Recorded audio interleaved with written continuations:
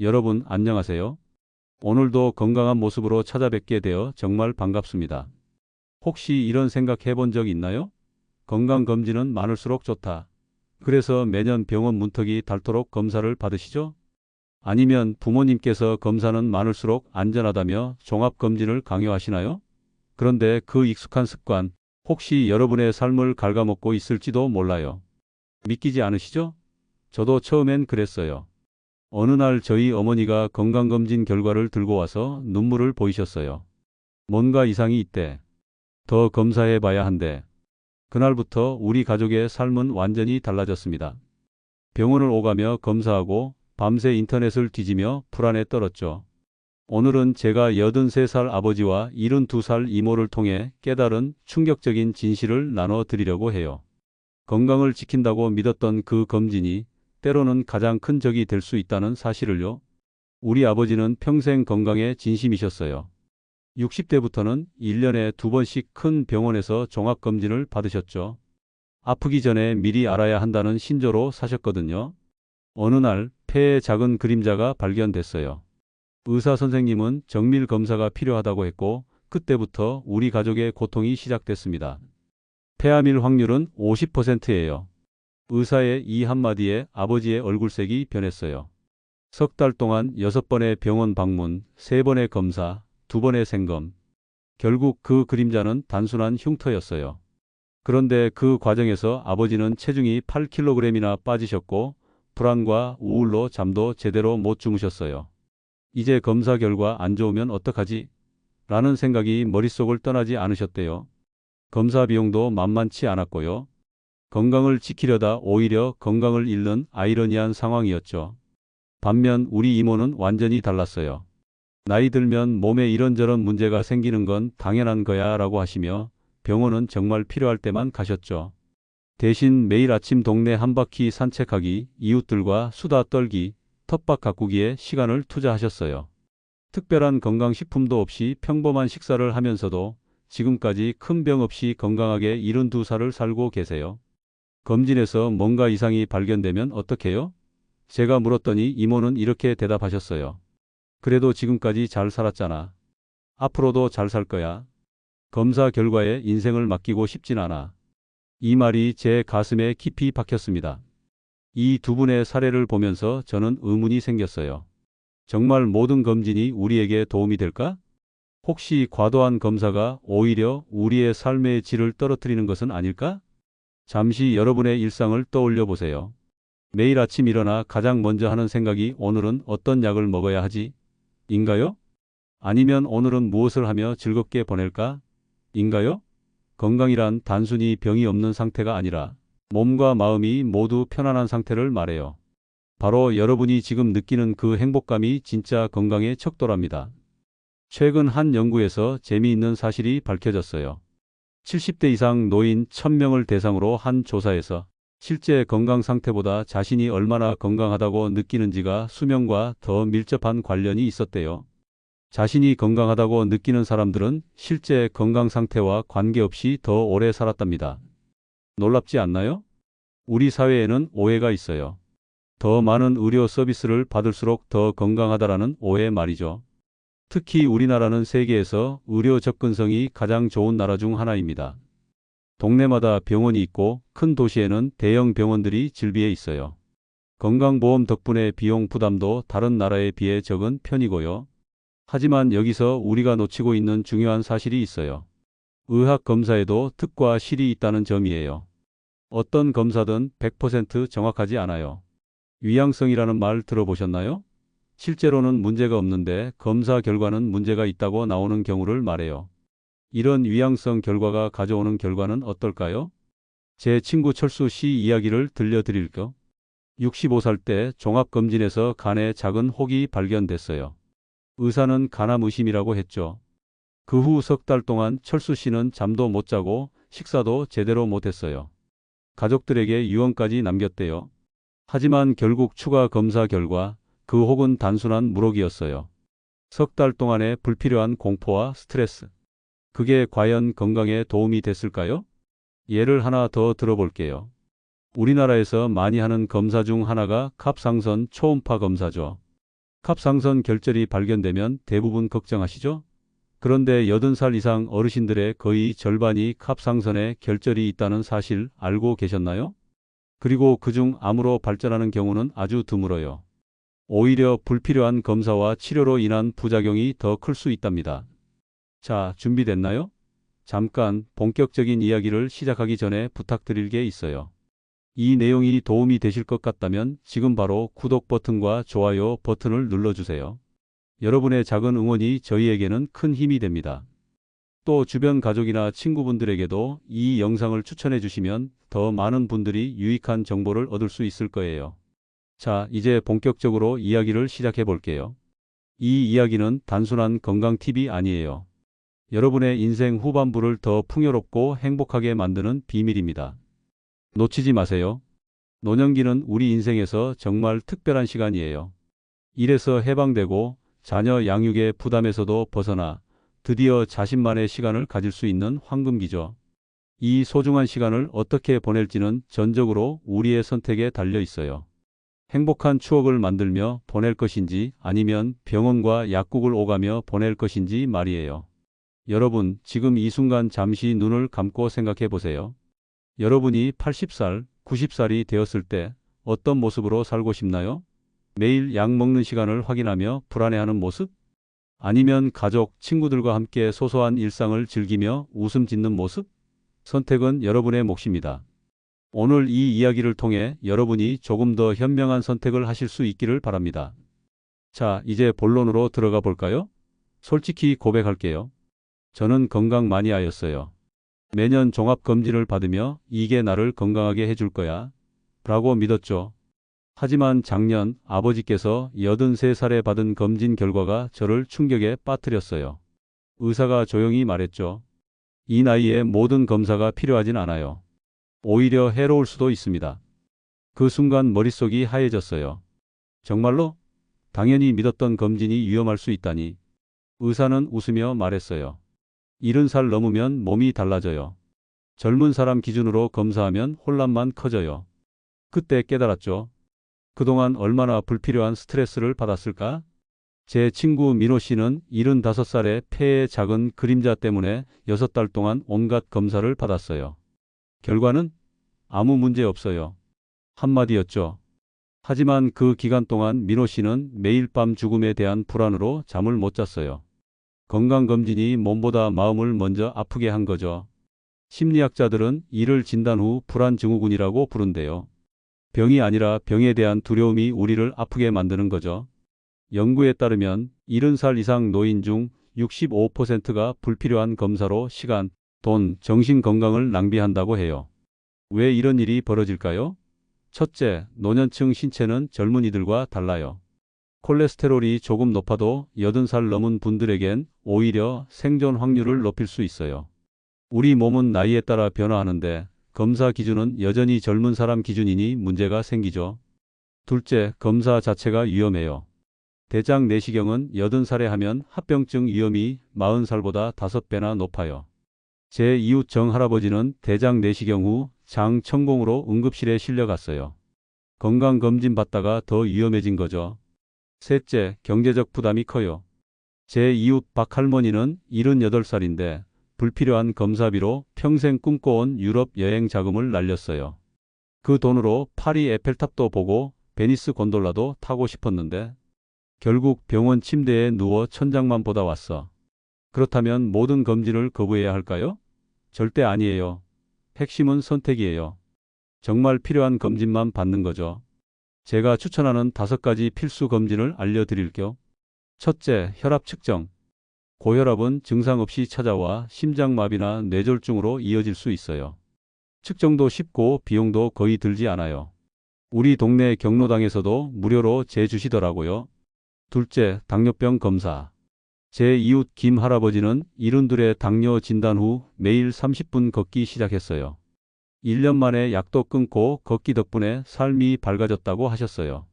간단한 혈액 검사만으로도 가능하니 정기적으로 체크하세요.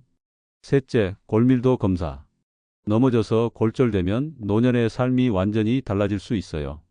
어머니는 골다공증 위험 때문에 칼슘제를 드시는데 78살임에도 똑바로 걸으세요. 뼈가 튼튼해야 내가 가고 싶은 곳 어디든 갈 수 있지라는 게 어머니 철학이에요. 넷째, 청력과 시력 검사. 삼촌은 청력이 떨어져도 보청기를 거부했다가 결국 착용 후 세상이 다시 살아났다며 웃으셨어요. 감각은 사회적 연결의 시작이에요. 작은 도구 하나로 삶의 질이 크게 달라질 수 있어요. 다섯째, 우울증 선별 검사. 노년기 우울증은 단순한 슬픔이 아니라 신체 건강에도 직접적인 영향을 미쳐요. 어머니는 아버지 돌아가신 후 우울증 치료받고 세상이 다시 색을 입었다고 하셨어요. 저는 의사에게 항상 이거 안 하면 죽나요? 라고 물어봐요. 아니요 라고 하면 과감히 생략하죠. 여러분도 의사와 솔직하게 대화하세요. 이 검사가 내 삶의 질을 정말 향상시킬까요? 이상이 발견되면 어떤 치료를 받게 되나요? 그 치료의 부작용은 무엇인가요? 이런 질문들이 여러분의 권리예요. 건강검진보다 더 중요한 건 일상 생활 습관이에요. 첫째, 매일 운동하세요. 92살 박할아버지는 비가 오나 눈이 오나 공원을 3바퀴 도세요. 내 다리가 최고의 약이라고 하시죠. 매일 30분 걷기만 해도 심장병, 당뇨병, 치매 위험이 크게 줄어든대요. 둘째, 균형 잡힌 식사를 하세요. 노년기에는 특히 단백질, 칼슘, 비타민 D가 중요해요. 어머니는 치아가 약해지자 두부 요리로 단백질을 보충하세요. 나이 들어 먹는 즐거움이 줄어드는 건 슬픈 일이야. 그래서 더 다양하게 먹으려고 노력한다. 셋째, 수면의 질을 높이세요. 저녁에 따뜻한 차 한 잔, 가벼운 스트레칭, 잔잔한 음악. 어머니는 이게 제일 좋은 수면제라고 하세요. 잠을 잘 자면 기억력도 좋아지고 면역력도 강화되고 기분도 좋아져요. 넷째, 사회적 관계를 유지하세요. 어머니는 동네 합창단 가입 후 노래 부를 때 젊어지는 느낌이라며 웃으세요. 외로움은 건강의 적이에요. 연구에 따르면 사회적으로 고립된 노인은 심장병과 치매 위험이 2배나 높대요. 다섯째, 취미 활동을 즐기세요. 제 장인어른은 75세에 서예를 시작하셨어요. 붓을 들면 세상 걱정이 다 사라져라고 하시죠. 취미는 단순한 시간 때우기가 아니라 뇌를 자극하고 성취감을 주는 중요한 활동이에요. 마지막으로 스트레스 관리법을 배우세요. 지영 씨는 76세 명상을 시작해서 혈압도 내려가고 마음도 평온해졌어요. 처음엔 5분도 못 참았는데 이제는 20분이 짧게 느껴져. 내 삶의 일부가 됐어. 노년기는 단순히 오래 사는 게 아니라 어떻게 사느냐가 중요해요. 제 친구 윤 할아버지는 88배 대장암 발견됐지만 수술 대신 남은 시간 행복하게 선택했어요. 제주도 여행도 다녀오시고 손주들과 웃으며 2년 더 사셨죠. 의사가 수술하면 운이 좋아야 3년에서 5년이라고 하자 윤 할아버지는 물었어요. 그 기간 동안 내가 하고 싶은 것들을 할 수 있을까요? 이 질문이 중요해요. 얼마나 오래가 아니라 얼마나 행복하게가 진짜 중요하니까요. 여러분, 노년의 건강은 숫자로 측정되는 게 아니에요. 의료 검사 결과가 아니라 여러분의 웃음소리와 만족감으로 건강을 판단해 보세요. 행복한 노년을 위한 진짜 비결은 병원 밖에 있을지도 모릅니다. 내일 당장 실천할 수 있는 건강 습관으로 마무리할게요. 첫째, 오늘 20분이라도 걸어보세요. 둘째, 좋아하는 사람에게 전화 한 통 하세요. 셋째, 과일 한 개 더 드세요. 넷째, 잠들기 전 감사한 일 3가지를 떠올려 보세요. 다섯째, 내일 아침 거울을 보며 오늘도 멋진 하루라고 말해보세요. 이런 작은 습관들이 모여 여러분의 노년을 더 건강하고 행복하게 만들 거예요. 건강검진보다 더 중요한 건 매일 조금씩 행복해지는 연습이니까요. 자, 지금까지 우리는 건강검진의 장단점과 노년기에 정말 필요한 검사들, 그리고 일상 건강 습관에 대해 이야기 나눴어요. 이제 오늘의 이야기를 마무리해 볼까요? 오늘 여러분과 나눈 이야기는 단순히 건강검진 이야기 이상이에요. 70살 이후 우리는 질병 피하는 데만 집중할 게 아니라 삶의 질을 높이는 데 집중해야 해요. 불필요한 검사로 시간 낭비하지 말고 운동, 식단, 수면, 사람들과의 연결에 에너지를 투자하세요. 저희 어머니는 건강이란 손주 안아줄 힘, 정원 가꾸는 기쁨, 친구와 웃음이라고 하셨어요. 여러분도 지금 자신의 건강을 다시 정의해 보세요. 건강이란 무엇일까요? 단순히 병이 없는 상태? 아니면 의미 있는 일을 할 수 있는 능력? 우리 동네 박할아버지는 90세가 넘으셨는데 매일 경로당에 나와 바둑을 두세요. 건강 비결을 물었더니 매일 누군가가 나를 기다린다는 생각으로 사는 거야. 오늘은 바둑 상대가 기다리고 내일은 손자가 찾아온다. 그러다 보니 벌써 90년이 지났네? 라고 하셨어요. 이게 바로 핵심이에요. 건강은 의미 있는 삶을 살 수 있는 능력이에요. 손주와 시간 보내기, 오랜 취미 즐기기, 봉사활동, 새로운 것 배우기. 무엇이든 가슴을 뛰게 하는 것이라면 그게 바로 건강을 지키는 비결이 될 수 있어요. 어머니는 항상 말씀하세요. 나이 들어 병원에 자주 가는 건 슬픈 일이 아니야. 슬픈 건 병원 외에 갈 곳이 없는 거지. 우리 인생의 마지막 장을 병원 침대에서 보내는 게 아니라 사랑하는 사람들과 함께 의미 있는 활동을 하며 보내는 게 진정한 행복이 아닐까요? 물론 당뇨, 고혈압, 관절염, 심장질환 같은 건강 문제를 가진 분들도 계실 거예요. 이런 질환들과 함께 살아가는 것이 쉽지 않죠. 하지만 질병이 있다고 해서 건강하지 않은 것은 아니에요. 질병과 함께 살아가면서도 의미 있는 삶을 살 수 있다면 그것이 바로 진정한 건강이에요. 제 이모는 10년 전 뇌졸중으로 왼쪽 팔다리가 마비되셨어요. 처음에는 이제 내 인생은 끝났어라고 하셨죠.